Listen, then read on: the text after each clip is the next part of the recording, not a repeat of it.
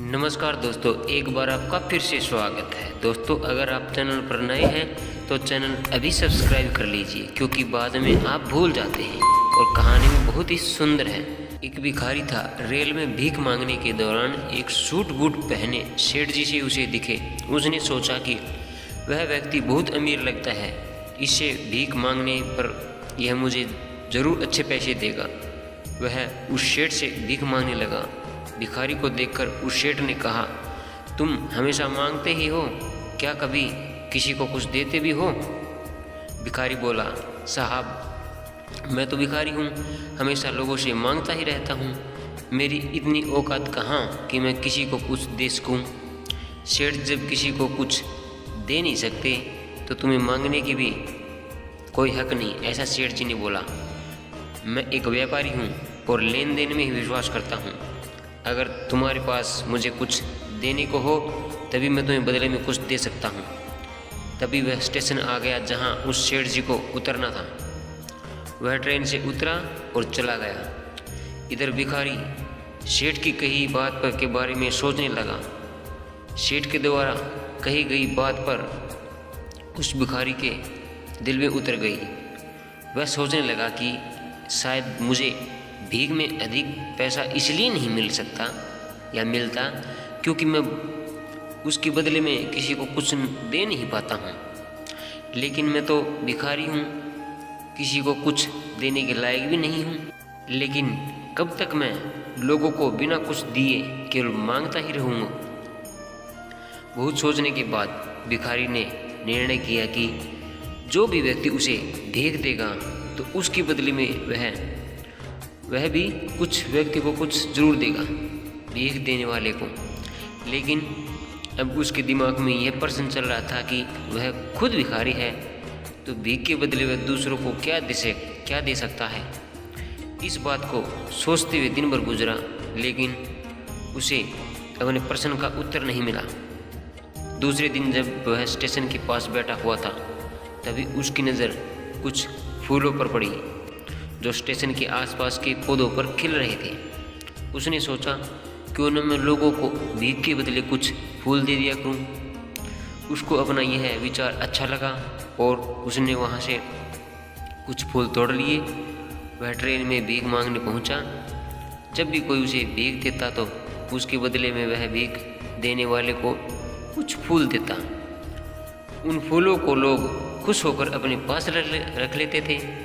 अब भिखारी रोज़ फूल तोड़ता और भीख के बदले में उन फूलों को लोगों में बांट देता था। कुछ ही दिनों में उसने महसूस किया कि अब उसे बहुत अधिक लोग भीख देने लगे हैं। वह स्टेशन के पास सभी फूल तोड़ लाता। जब तक उसके पास फूल रहते तब तक उसे बहुत से लोग भीख देते थे। लेकिन जब फूल बांटते बांटते ख़त्म हो जाते थे उसे भीख भी नहीं मिलती थी। अब रोज़ ऐसा ही चलता रहा। एक दिन जब वह भिखारी भीख मांग रहा था, उसने देखा कि वही सेठ ट्रेन में बैठे हैं, जिसकी वजह से उसे भीख के बदले फूल देने की प्रेरणा मिली थी।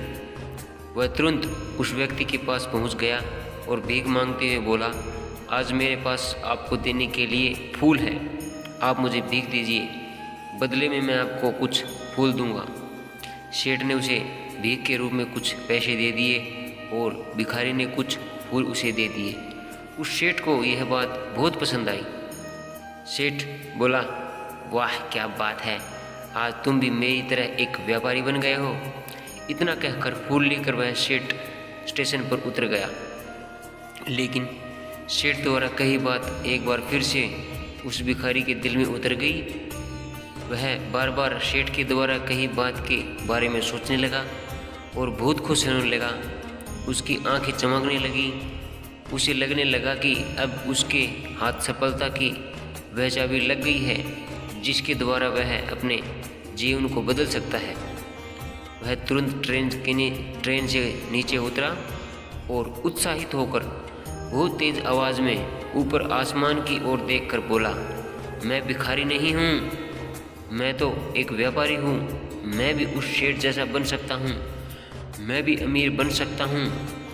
लोगों ने उसे देखा तो सोचा शायद यह भिखारी पागल हो गया है। अगले दिन से वह भिखारी उस स्टेशन पर फिर कभी नहीं दिखा।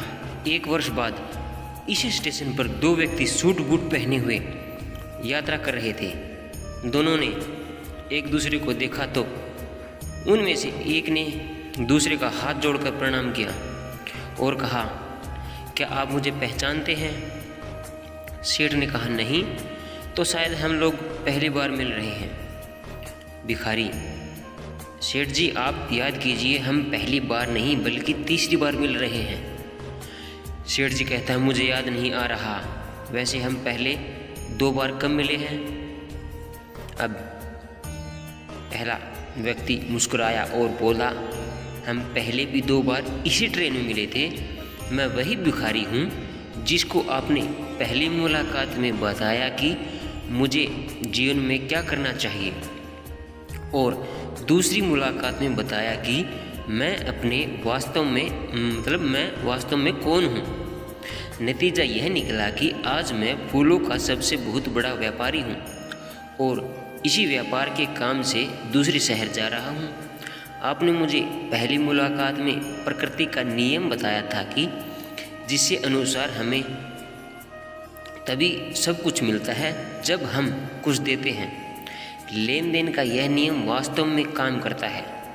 मैंने यह बहुत अच्छी तरह से महसूस किया है, लेकिन मैं खुद को हमेशा भिखारी ही समझता रहा।